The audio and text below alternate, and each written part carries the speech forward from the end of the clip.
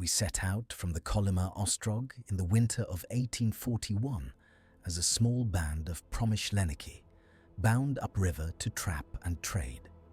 But what arrested us was not beaver or sable. It was the pale footprints in permafrost that the Yakut guides would not step across. I had never felt the same quiet in the taiga. Every compass reading and creak of frozen wood seemed to point towards something that should not have been there. We left before dawn under the command of our foreman, Grigory Petrovich, a man whose beard was as brown as tar and whose hands had learned the cold as others learned prayer. With him rode a handful of Cossack attendants, 2 Yakut guides, and 6 hunters chosen from the Ostrog's ledger for their steadiness with snares and gun. Our sledges were laden with salted meat in wooden kegs, rolls of tarred canvas for shelter, extra iron-tipped runners lashed spare beneath the sleds, flintlocks oiled and banded with leather, and 3 half-barrels of powder wrapped in oilcloth. We took with us rope, brass hooks, a sextant for the few clear nights, and a chart no larger than a man's hand, rough sketches of tributaries and trapping grounds copied from the Ostrog's accounts. We followed the frozen channel of the Kolyma by dog teams and reindeer-drawn sleds. The dogs smelled of frost and old blood. The reindeer stamped and puffed their breath into little ghosts. The runners sang on the river ice, a thin metallic music that kept time with the creaking of harness and the low mutter of men. The sky was the color of tin. The sun hung low and weak, a coin dimmed by cold. Our brass compass, dulled by sleet and handled until its face wore bright from our thumbs, was consulted more often than we cared to admit. Grigory would set it on a bark of wood between 2 men, squint at the needle, and point upriver with a hand that rarely trembled. The Yakut guides read the land differently. They smelled the slope of the bank, noticed the lean of birch trees, and set the dogs to a quieter pace when the air tasted wrong. Once, near a shoal where the river cut into a bank of old silt, they halted and would not go forward. We had maps and compass and the Ostrog's ledger that named the tributary beyond, but the younger of the guides spat once into the snow and would not cross. Their silence was not mere superstition. It tightened the men's faces. Cossacks exchanged glances and drew the hems of coats closer. We moved, but carried the silence with us like a weight. The cold tasted of iron and tar. Fingers numbed quickly, even through mittens. Flintlocks stiffened. Caps cracked in the cold, and the powder threatened to cake if we did not keep it close to the body. Once, while we checked the ropes and adjusted an iron runner that had scraped on a submerged stone, a gust peeled away a strip of tarred canvas and flung it like a black wing along the ice. We ran to seize it, breath ringing in our ears, and the dogs set up a thin, anxious chorus.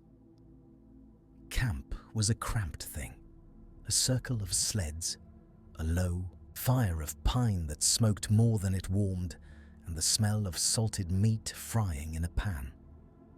Men mended snares by lamplight and checked flintlocks as if each barrel contained their fortunes. Grigory listened to the reports. The ledger was consulted again. Names of creeks where beaver had been plentiful 2 winters past, where the sables had moved. We marked a line on the map with a bit of charcoal and spoke of rivers as if they were roads we knew by heart. Yet every step upriver, the tree line seemed to close, the birches thinning to larches, the shadows lengthening in a way that made the men draw nearer in the evenings. It was on the 3rd day, after a stretch of river where thin ice had grown like glass over old whirlpools, that the guides stopped us again. This time they pointed with a knuckled hand at the bank. There, pressed pale and impossibly clean upon the frozen earth, were footprints, long, narrow, the impression of toes plain as carved bone. The snow around them had been swept as by a hand the prints led inland into the larch, and as we crouched to look, the forest seemed to hold its breath. The Yakut guides refused to cross that line of ground. Grigory frowned, spat into the snow, and issued quiet orders. We would make camp at the river's edge until morning, while 2 men, myself among them, would follow the tracks a little way at first light, with pistols ready and hearts not yet willing to name the dread that pressed at the throat. The men moved with the practiced dullness of those who spend long days in cold and danger, but beneath the motions, something altered. Even when lights were put out and the night stretched thin and unlit, the permafrost seemed to hold a note of its own, a tightness in the air, a small, patient sound like the settling of ice. We were bound up river for pelts and trade, and yet we lay awake beneath tarred canvas and felt our purpose narrow to that pale path into the trees. We left Kolyma Ostrog with our sledges heavy and our papers lighter than our consciences. The wind cut like a file, and the sastrugi had already eaten the rims from 3 iron kettles by the first night.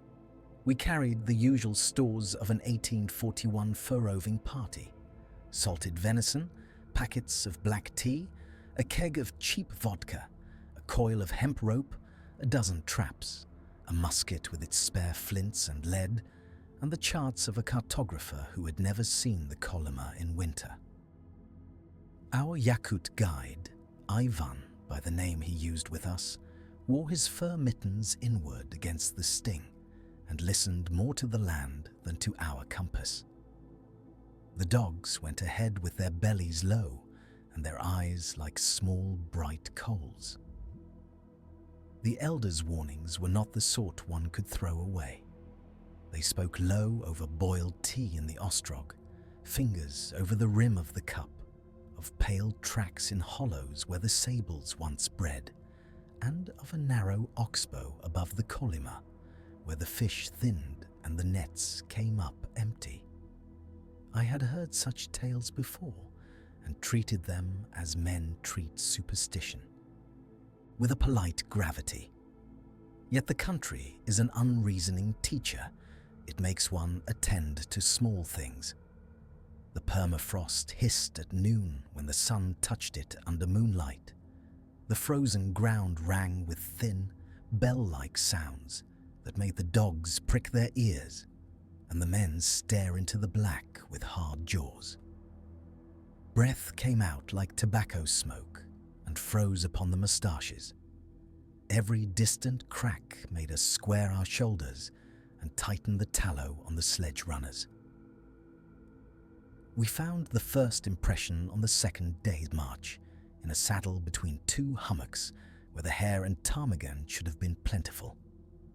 A hollow had filled with the pail of yesterday's thaw, and in that pail, set like a white coin in black, lay a footprint. I knelt and measured it with the lid of my tobacco tin, nearly a span wide and longer than any Yakut boot I had seen. It was shallow, as if the ground had taken it and held it rather than been taken by it. The toes were indistinct, as if the earth had closed over them before freezing. Around the print, the snow held a faint dusting of white hair, not the brown of a fox, nor the russet of a sable, but linen fibre pale, like the faded beard of an old man.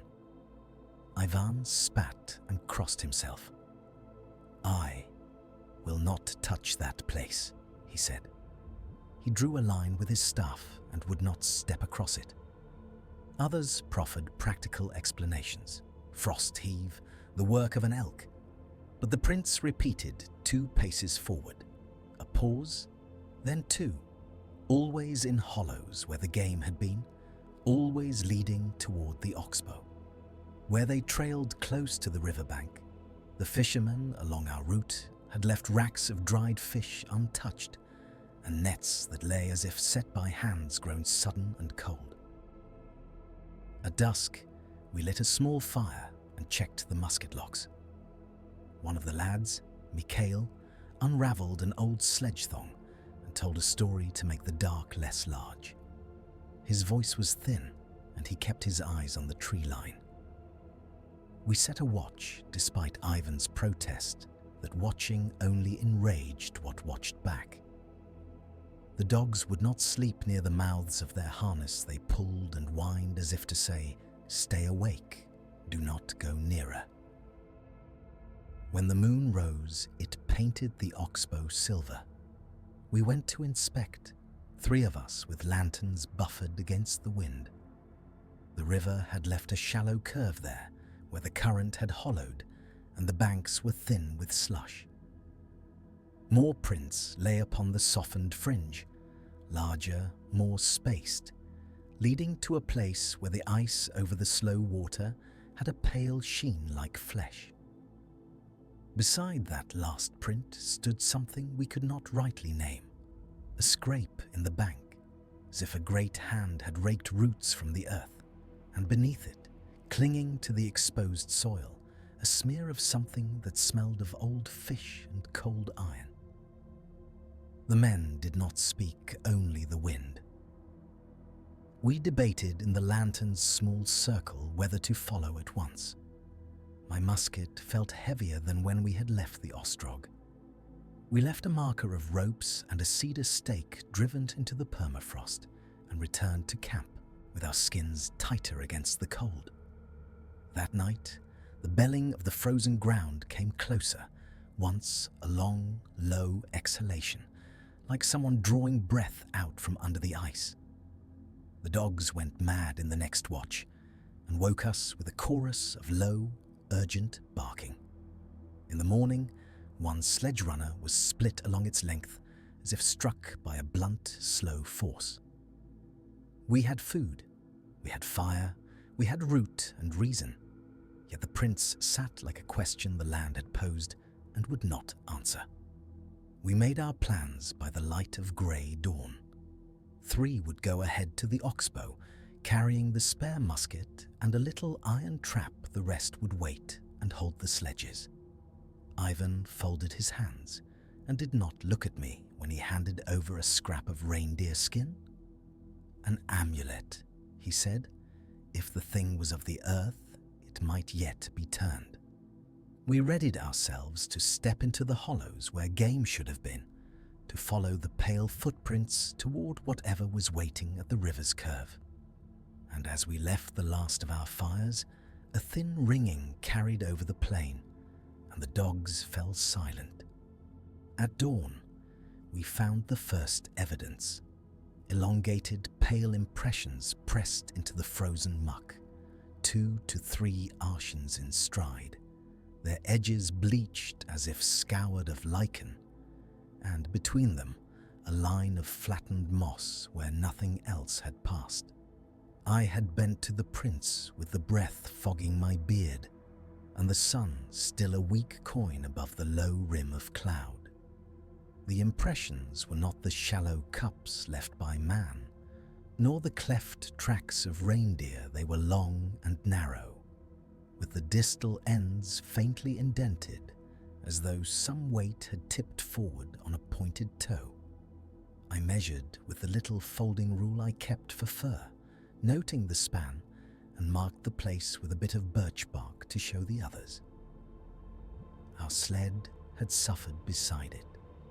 The runner lay sheared, splintered along a seam where the iron shoe had been twisted and cleanly torn away, and the net of freshly taken sable was cast aside like a rag. The pelts themselves were gone, only a tangle of slack knots remained, as though fingers had pulled the fur free and left the webbing to slacken. I tasted the air, no blood that I could tell, only a faint animal odour and the musk of damp hide. The hounds would not settle. Old Petrov's lead dog nosed at the prince, whined, and then flattened his ears, refusing to stand. At night, a low, bell-like keening had come across the ice, a single note that hung and trembled until the dogs shivered and sought shelter beneath the sled box. We were 6 men. I, Petrov, the Nata driver, 2 Evenki guides who had accompanied us from the last trading post, and 2 younger lads who tended the beasts.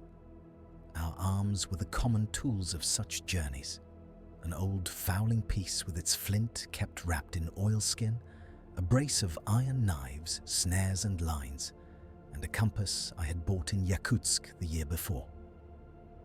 Our provisions were lean: buckwheat, dried fish, pemmican pressed by the ostrog, and a keg of vodka for frost and fever. The March sky was a hard, thin blue. The permafrost rang beneath our boots when we struck it with an axe to make camp. We made the immediate repairs. Petrov took the splintered runner and lashed a brace of spruce to it with rawhide. It would not be fine work, but it would carry us until we could reach a better forge. I unknotted the net and tested the knots. Some had been worked deliberately, as though by practiced hands. Others were rubbed and abraded on one side, as if a single instrument had dragged across them. The Evenki ran their fingers over the flattened moss, and muttered in their tongue. They spoke of signs that were not of wolf nor of bear, and their faces went small and thin with something like respect.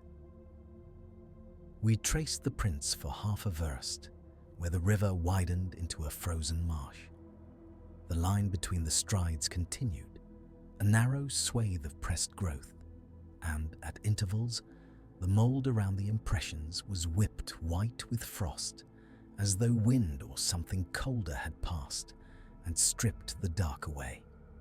Once we came upon a small cairn of stones that the local hunters used to mark the trail. It had been knocked askew.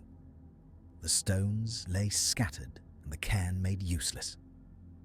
Petrov muttered that it was ill favor, and the lads crossed themselves. That night, we kept watch by turns. I remember the sound, not a crack of ice, nor the distant bark of a fox, but the same bell tone that had woken us the previous night, now closer, and with a modulation like a throat clearing in sleep.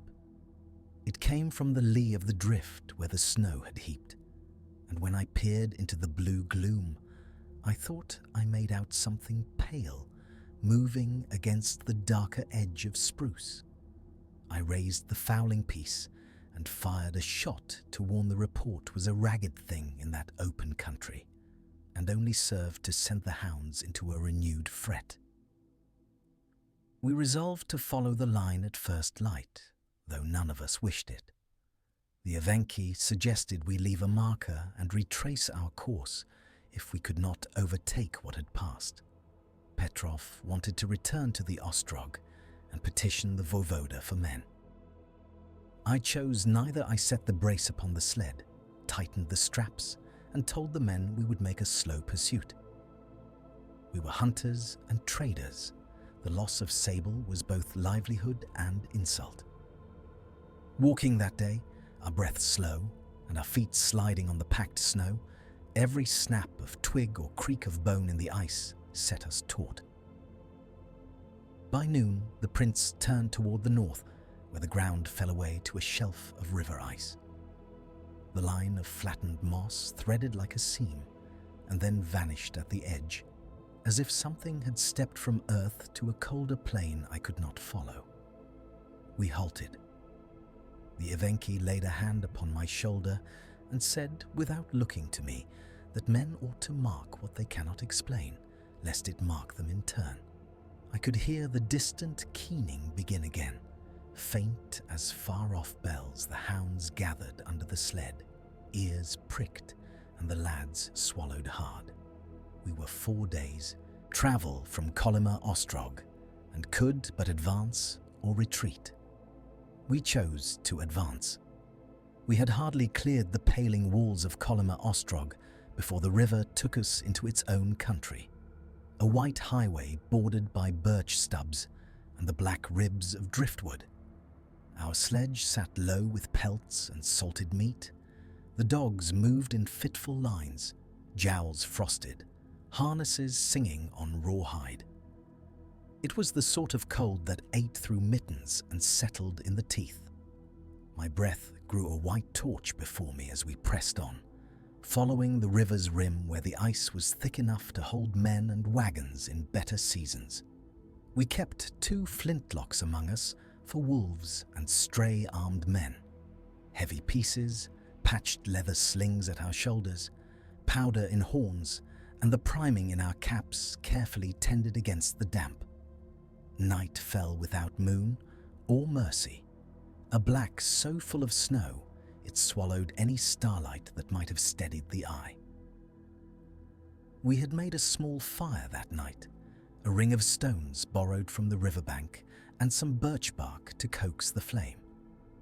We ate in silence, hands twitching to warm the cups of broth, exchanging the brief, plain remarks common to men who have learned not to waste breath. The dogs curled low and began to snore in a way that made the snow around them tremble. It was then that I saw it. A pale shape taller than any man, limbs too long and moving with an odd rolling gait along the rim of the river. Its outline was at once animal and not. Shoulders higher than the head of our tallest hunter, hips that slipped and unbent, arms that swung as though they meant to gather the moon if there had been one to take. The first thing I noticed, absurd and terrible, was how it reflected the snow, not like the dull gleam of wet fur, but as if the creature were bleached through, bone and pelt equally pale, a thing varnished by ice. It paused at the edge of our light and, for a time that in memory stretched like a cold bell, stood watching. The dogs rose and stamped, noses lifted. The smell of our smoked fish and boiled fat must have reached it. It came closer, and the air around us took the brittle tang of burning birch and the iron of our powder. When it stepped into the ring, it left prints. They cut clean through the burned ash and into the frozen soil beneath, impressions like the heel of a man, and then an elongation beyond the snow between the prints had scattered, as if it had been struck away by something broad and blunt. We bent to touch them. The earth under my glove was harder than any winter's nail, permafrost packed to a depth that would have held a man's weight for generations. And yet the prints were set there as if the ground had been soft with spring mud. Then the dogs began to howl in a way I had not heard from them before. Not the long bay for a tree, or the short cry for a wild boar, but a broken chorus that mixed fear and hunger. One of our men, Mikhail, rose too quickly, stumbling on his fur and catching the edge of the fire with his sleeve. In that instant, the creature advanced with a motion like a cat's, low and rolling. We fired our flintlocks without order. The sparks and reports splintered the night, the powder smoke smelling hot and bitter. The thing flinched, then retreated, not with the thud of an animal, but with a brittle snapping sound that set my teeth to chattering. I could not say whether it was bone or twig. In the scramble that followed, a shout, a snarl of men and dogs, I saw Mikhail go down at the river's lip. He stumbled, reached for the sledge, and then the black swallowed him. There was a sick, gaping silence, broken only by the hissing of our guns cooling and the fragile crack of the ice underfoot. We dragged at the edges of the darkness with lanterns, thrusting them where we could, but the river gave up nothing. No hand, no boot, only the slow creep of snow collecting where he had been. The dogs refused to follow into that black.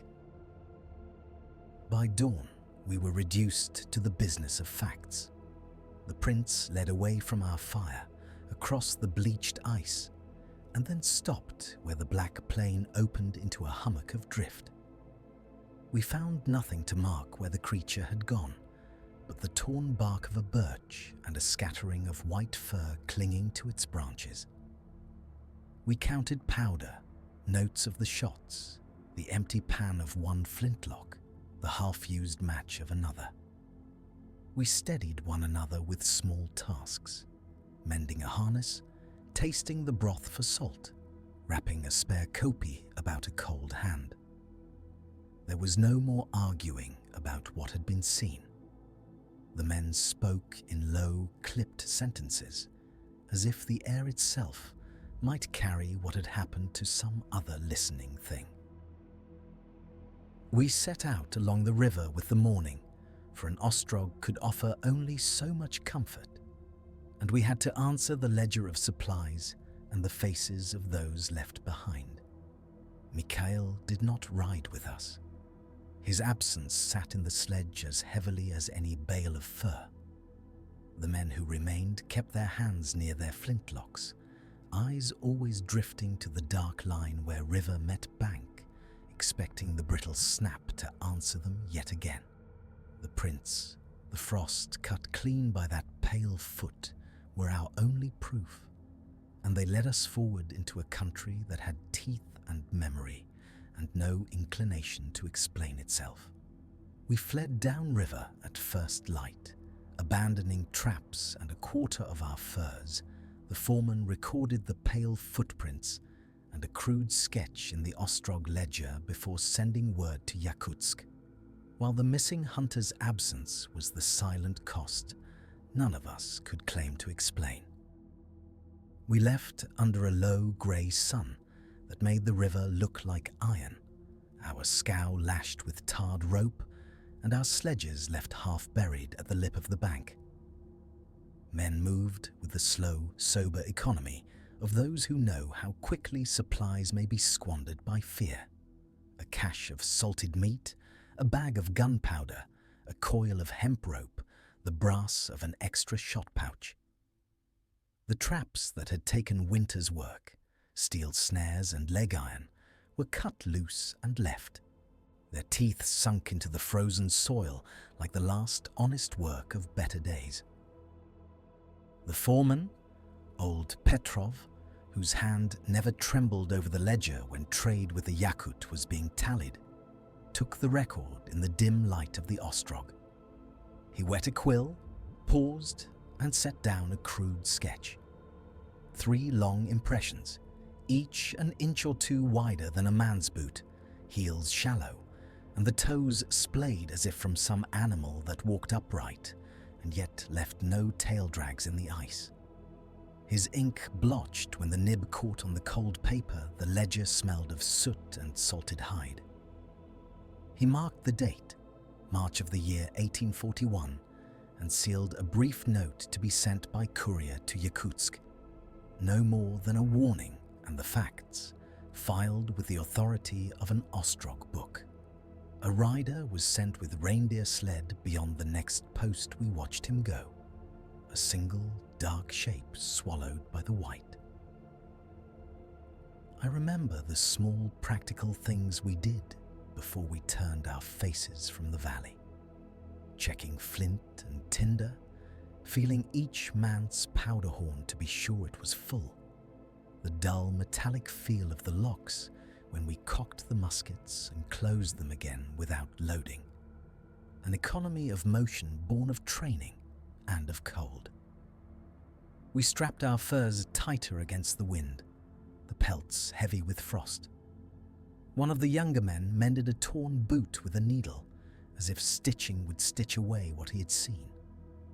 His fingers were red, the skin split where the permafrost had taken its toll. The dogs, meanwhile, neither barked nor whimpered. They nosed the ground and then lay down, as if they too were holding counsel. The prints remained impressed in the permafrost where they had been made.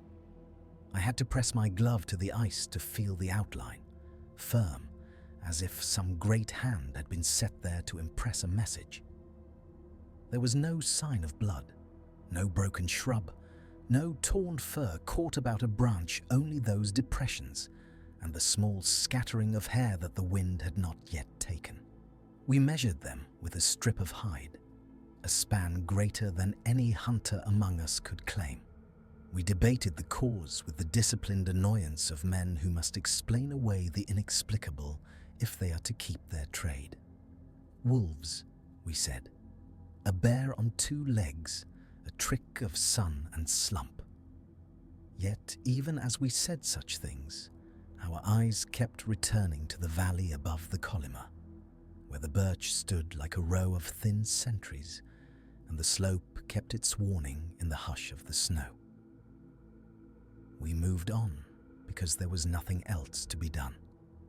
To stay would have been to invite further mischief, to bury a man in a place where the ground would not take him down, and the questions would eat at a trading post's useful commerce. We took our losses, quarter of the furs and a man's labour, and carried the rest with an economy of silence. Along the river, the men were quieter conversation. When it came, was functional. On tack, on the soundness of the frame, on the need to keep pace with the icebreak before afternoon thaw. In Yakutsk, the ledger was read aloud by officials who pored over Petrov's sketch with the sober interest of those who keep account of lives and goods in equal measure.